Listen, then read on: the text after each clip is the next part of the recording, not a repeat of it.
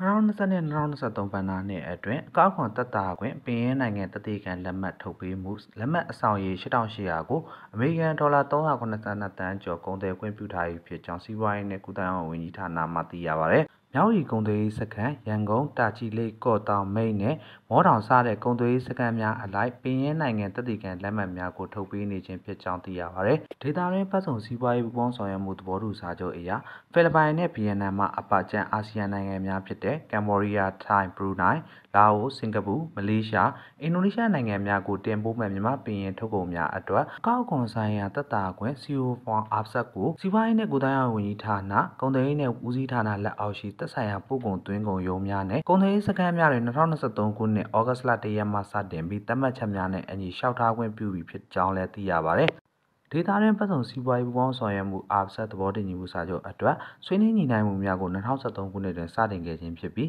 အာဆီယံအဖွဲ့ဝင်10နိုင်ငံနဲ့ဆွေးနွေးဘက်6နိုင်ငံဖြစ်တဲ့ဩစတြေးလျတရုတ်အိန္ဒိယဂျပန်တောင်ကိုရီးယားနဲ့နယူးဇီလန်စတဲ့16နိုင်ငံတို့အကြားဆွေးနွေးညှိနှိုင်းခဲ့ခြင်းဖြစ်ပြီးလက်ရှိအချိန်တွင်အိန္ဒိယနိုင်ငံမှအပကျန်15နိုင်ငံကလက်မှတ်ရေးထိုးခဲ့ပြီးဖြစ်ကြောင်းလည်းသိရပါတယ်။2020ပြည်တွင်နိုဝင်ဘာ15ရက်တွင်အာဆီယံအဖွဲ့ဝင်နိုင်ငံများနဲ့ဩစတြေးလျတရုတ်ဂျပန်ကိုရီးယားနယူးဇီလန်တို့ပါဝင်လက်မှတ်ရေးထိုးခဲ့တဲ့ဒေသတွင်းပတ်စုံစီးပွားရေးပူးပေါင်းဆောင်ရွက်မှုသဘောတူညီချက်ဟာ2022ခုနှစ်ဇန်နဝါရီလရက်မှစတင်ကအသက်ဝင်နေပြီဖြစ်ကြောင်းလည်းသိရပါတယ်။အာဆတ်သဘောတူညီစာချုပ်အတွက်အဖွဲ့ဝင်15နိုင်ငံပါဝင်ပြီးကမ္ဘာလူဦးရေ30ရာခိုင်နှုန်းကိုကိုစားပြုကထုတ်လုပ်မှုတန်ဖိုးမှာဒေါ်လာ26.2ထရီလီယံရှိပြီးကမ္ဘာလုံးဆိုင်ရာထုတ်လုပ်မှုရဲ့30ရာခိုင်နှုန်းခန့်ပါဝင်ခဲ့ကြောင်းလည်းသိရပါတယ်ခင်ဗျာ